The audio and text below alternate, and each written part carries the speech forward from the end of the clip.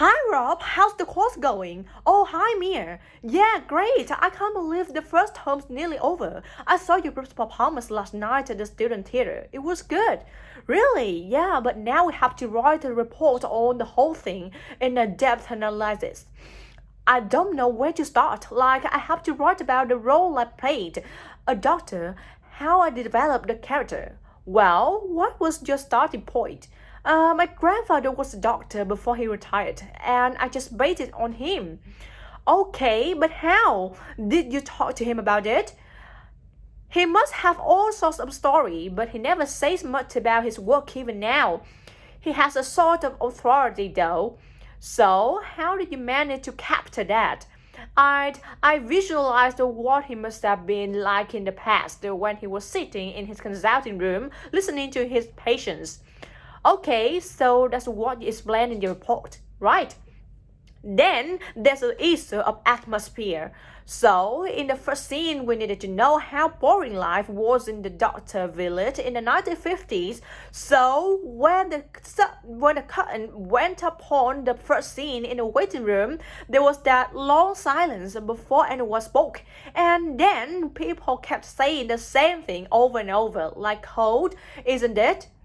Yes, and everyone wore gray and brown and just sat in a row. Yes, all those details of the production. And I have to analyze on how that functioned in a room, what I found out about myself. I know I was so frustrated at times when we couldn't agree. Yeah, so did one person emerge as a leader? Sophia did. That was okay. She helped us work out exactly what to do for the production, and that made me feel better, I suppose. When you understood what needed doing, yes, and Sophia did some research too that was useful in developing our approach. Like what?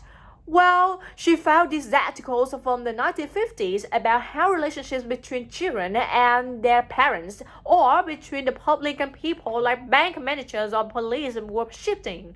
Interesting. And did you have any practical problems to overcome? Well, in the final rehearsal, everything was going fine until the last scene. That's where the doctor's first patient appears on stage on his own. The one in the wheelchair, yes, and he had this really long speech with the stage on dark, except for one spotlight, and then that stuck somehow, so it was shining on the wrong side of the stage. But anyway, we got that fixed, thank goodness. Yes, that was fine on the night. But while you're here, Mia, I wanted to ask you about the year of adoption. Would you recommend doing that? Yes, definitely. It's a fantastic chance to study in another country for a year. I think I'd like to do it, but it looks very competitive. There's only a limited number of places. Yes, so next year, when you're in the second year of the course, you need to work really hard in all your theater studies modules. Only students with good marks get places. You have to prove that you know your subject really well. Right, so how did you choose where to go? Well, I decided I wanted a program that would fit in with what I wanted to do after I graduate. So I looked for a university with emphasis on acting rather than directing, for example.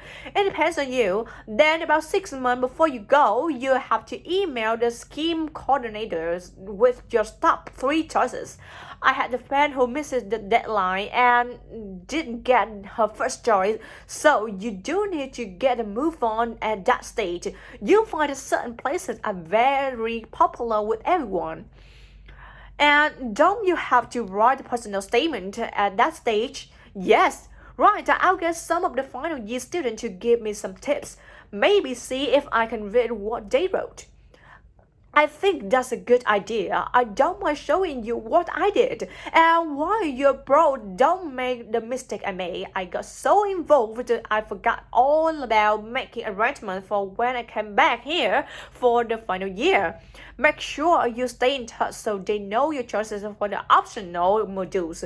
You don't want to miss out doing your repair specialisms. Right?